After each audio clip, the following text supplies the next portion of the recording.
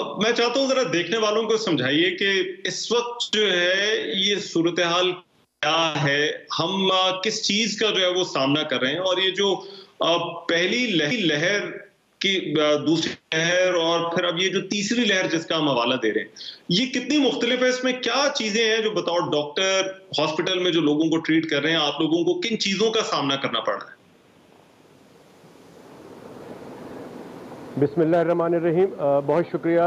सबसे पहले तो मैं दुआ गो हूँ, जैसा कि अभी आपने बताया आपकी जी डॉक्टर कैसर साहब, आपको आवाज आ रही है?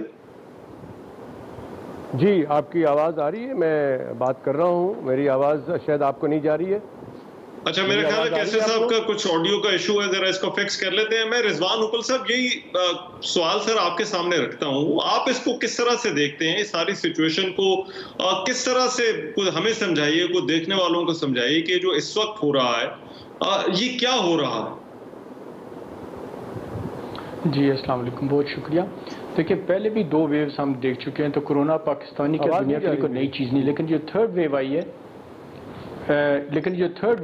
अभी आई है, ये बड़ी मुख्तलिफ है बाकी पहली 2 वेव से। इसमें एक जो बुनियादी 4-5 चीज़ें मैं अगर बताऊं, तो अगर आप इसको देखें कि एक तो ये बहुत मैसिव नंबर में है। जो पहली वेव्स आई थी वो इतने मैसिव नंबर्स में नहीं थी, और पहली वेव्स में हमने स्मार्ट लॉकडाउन से उसको कंट्रोल कर लिया था और बड़े अच्छे रिजल्ट दिए जो दुनिया ने हमसे पाकिस्तान से सीखे। अभी स्मार्ट लॉकडाउन इस पर काम नहीं करेगा, इसलिए मैसिव फुल लॉकडाउन चाहिए। ये तीसरी बात ये कि जो वेरिएंट्स आ गए हैं, जो कि ना सिर्फ ये है कि वो लंग्स को ज़्यादा अफेक्ट कर रहे हैं, बल्कि वो कई दफ़ा पिक नहीं होते, कि नेगेटिव रिजल्ट्स भी आ जाते हैं पीसीआर के ऊपर, और आखिरी बात ज़्यादा लंग्स के ऊपर अटैक कर रहे हैं। ये जो 4-5 ऐसी चीज़ें हैं जिसकी वजह से ये जो थर्ड वेव है, इसमें जो वेव का कर्व होता है, जो पहली वेव आई फिर नीचे बैठ गई, दूसरी भी आके नीचे, अब तीसरी है, इसका जे कर्व बनना शुरू हो गया। और जे कर्व जैसे पाकिस्तान और इंडिया खासतौर पर इसका शिकार है। It's a full fledged rise in the numbers. और पिछले दिनों तो हमने 22-23% तक इस्लामाबाद डायग्नोस्टिक सेंटर की पीसीआर लैब में स्टैट्स जो देख रहा था, हमारे 22-25% तक पॉजिटिव केसेस आ रहे थे, और ये पूरे नेशनल लेवल के नंबर्स थे इस वक्त। अच्छा, अभी कुछ थोड़े से बेहतर हुए हैं, बट स्टिल अलार्मिंग इस लिहाज से है कि अगर ये डॉक्टर साहब, ये इंडिया में जो कुछ हो रहा है, आपने क्योंकि खुद ही इसका जिक्र कर दिया, वहां पर आपको क्या समझ आती है? हमारे आमतौर पर जो है वो एक मिथ भी था जो बना हुआ था कि शायद हम सब कॉन्टिनेंट के लोगों का इम्यून सिस्टम जो है वो बड़ा कोई तगड़ा है या दुनिया से बेहतर है, इस वजह से जो पहली 2 वेव्स आई उसमें इंडिया भी कम मुतासिर हुआ, हम भी कम मुतासिर हुए। बट अब जो कुछ इंडिया में हो रहा है उसकी आपको क्या समझ आती है? क्या उस पीछे क्या आपको लगती है? देखो, जो बिल्कुल पहली अजम्पशंस थी वो एक लिहाज से ठीक भी थी, और हमारा हमसाय मुल्क है, ठीक है, जो भी रीजंस है, हमारा जैसा भी रिलेशन, लेकिन हम एज ए डॉक्टर और दुआगो है कि अल्लाह उधर आसानी पैदा करे इंसानियत के नाते भी। लेकिन वहाँ पे जो इस वक्त सिचुएशन हो रही है, उधर उनके ये वेरिएंट्स के अंदर वेरिएंट्स निकल आए, जो 1.617 6.8 नंबर 2 वेरिएंट्स है, डबल वेरिएंट्स और ट्रिपल वेरिएंट्स। ये बिल्कुल वहीं से अभी जो उनका कुंभ मेला और बाकी उनके ये रिलीजियस किस्म के वो त्यौहार और पॉलिटिकल बहुत ज़्यादा उधर तेज़ हुई, और वो है भी थिक कंडेंस पॉपुलेशन है काफ़ी वहाँ की, उससे ये काफ़ी तेज़ नंबर बढ़ा है, और उसमें ज़्यादातर लंग्स अफेक्ट हो रहे हैं। यहाँ तक तो ठीक है, लेकिन मसला ये वहाँ पे भी हो रहे हैं, जो किसी भी हेल्थ केयर में हो सकता है, चाहे वो डेवलप्ड हो चाहे वो डेवलपिंग कंट्री हो, एक खास नंबर तक पेशेंट क्रिटिकल जाते हैं जिन्हें हॉस्पिटल में जाना होता है। यूजुअली 15% तक हॉस्पिटलाइज होते हैं, उनमें से 5% क्रिटिकल होते हैं, 2.5% की फिर डेथ होती है। तो अगर 1 लाख बंदा इकट्ठा आएगा तो इसका मतलब 15,000 आ गया। अगर 2 लाख आ रहे हैं इसका मतलब एकदम से 30,000 लोग आ गए।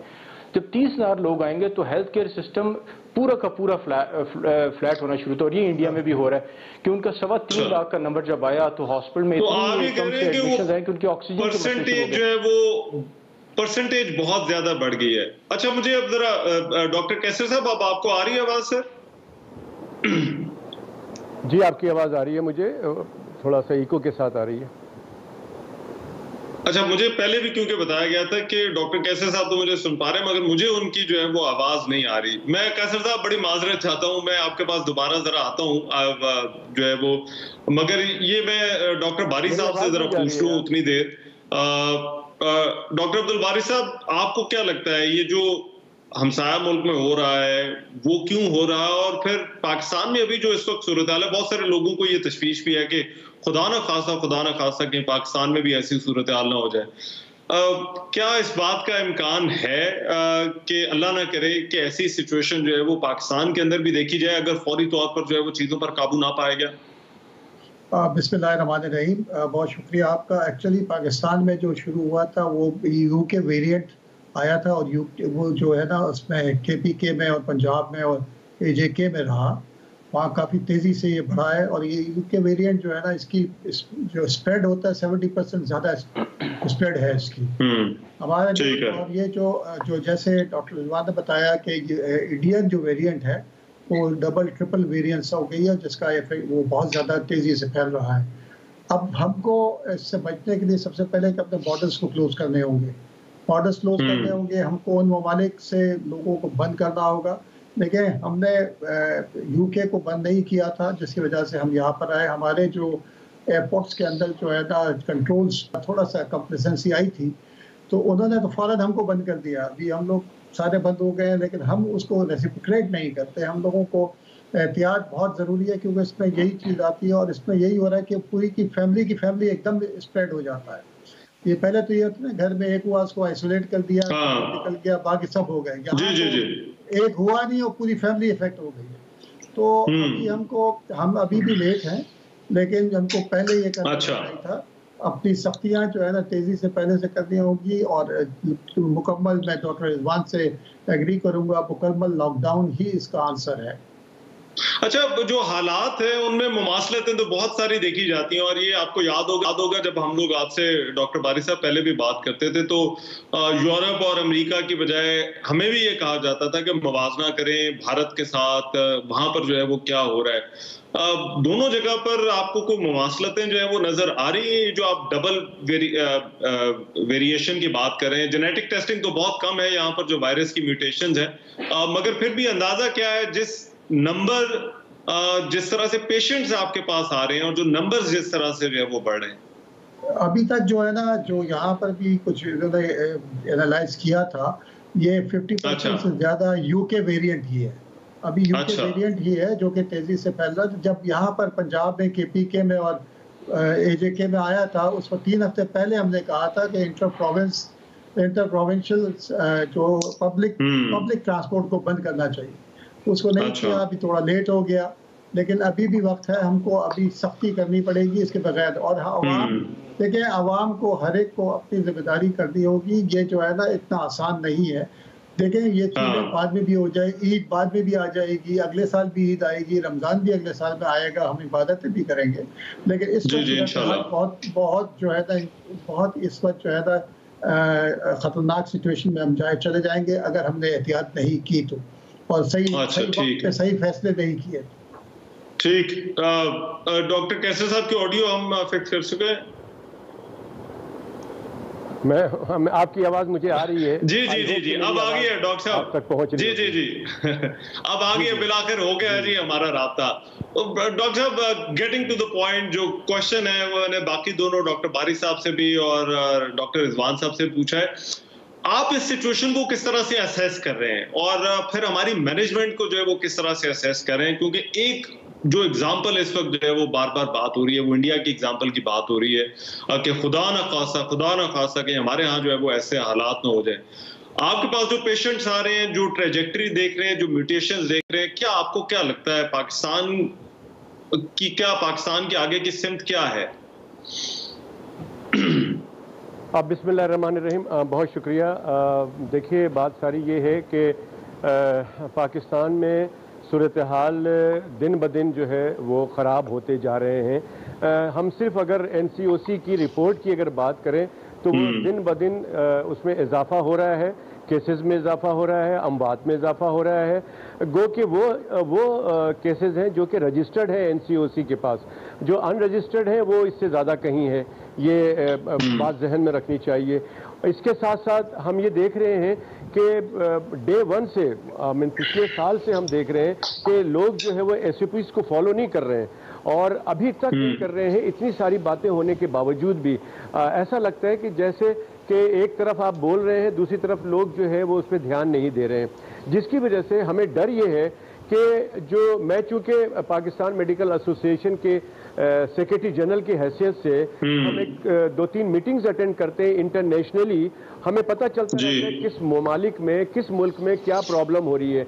तो इंडिया में शुरू में इसी तरह के सूरत हाल थे कि Aahista Aahista number of cases बढ़ रहे थे और वहाँ लोगों को कहा जा रहा था, लेकिन वो लोग इसी तरह से सूरत हाल हो रही थी। वहाँ पर पॉलिटिकल एक्टिविटीज़ भी हो रही थी, अपनी जो त्यौहार उनका होता है, अभी रिसेंटली जो त्यौहार हुआ उनका कुंभ, उसमें देखें आप किस तरह से जो है वो हुए। तो हमें डर इस बात का है कि हमारे यहाँ भी कुछ मुख्तलिफ नहीं है, हमारा रहना सहना सारा इंडिया की तरह ही है।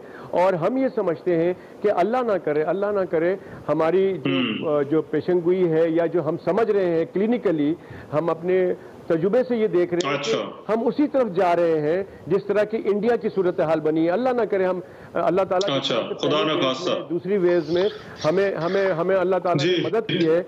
हम सिर्फ ये चाहते हैं कि ये कोई भी वेरिएंट हो, चाहे वो यहाँ पे इस वक्त डिटेक्ट हुआ है, हमारे पास यूके वेरिएंट्स भी है और साउथ अफ्रीकन वेरिएंट्स भी है, ब्राज़ीलियन वेरिएंट्स भी है, लेकिन इस वक्त जो सूरत हाल पंजाब की है, मैं समझता हूँ कि हुकूमत को एक स्ट्रॉन्ग फैसला करना पड़ेगा। और वो स्ट्रॉन्ग फैसला वो है कि इस बीमारी के फैलाव को फौरी तौर पर रोकना है, और उसको रोकने के लिए यही करना पड़ेगा कि मूवमेंट को रोकना पड़ेगा, लोगों की जो मूवमेंट है उसको रोकना है। और उसके लिए दी बेस्ट इलाज जो है वो दुनिया ने जो किया है वो यही किया है कि लॉकडाउन किया है, कंप्लीट लॉकडाउन। डॉक्टर साहब, ये हमारे डॉक्टर्स की और हमारी जो हुकूमत है उसकी ये एक बहस पिछले साल से जो है वो चली आ रही है। अभी भी वैसे तवक्को थी कि शायद कुछ सख्त फैसले हो जाएं, लेकिन कुछ सख्तियां तो की गई हैं लेकिन मुकम्मल लॉकडाउन की तरफ नहीं गए। मगर एक चीज मैं चाहता हूं, जरा देखने वालों को आप जरूर समझाएं, क्योंकि मैं सुन लें फिर उसके साथ ही आप जवाब भी दे दीजिएगा। जो चीज मैं पूछना चाह रहा था कि ये एकदम से आज हमने कल फवाद चौधरी ने भी बात की कि हम 90% जो है वो कैपेसिटी पे जो है वो ऑक्सीजन की जो है वो चले गए हैं, जितनी हम यूटिलाइज कर रहे हैं। और अभी एकदम से ऑक्सीजन के हवाले से इंडिया में भी बहुत ज्यादा बात हुई। ये थर्ड वेव के अंदर ये ऑक्सीजन का, ऑक्सीजन की किल्लत का, ऑक्सीजन की अवेलेबिलिटी का ये इस कदर जिक्र जो है वो क्यों हो रहा है, ये मैं चाहता हूँ जरा देखने वालों को आप ये भी साथ समझाएं, ये बड़ा जरूरी है इस पर जो बात हो रही है।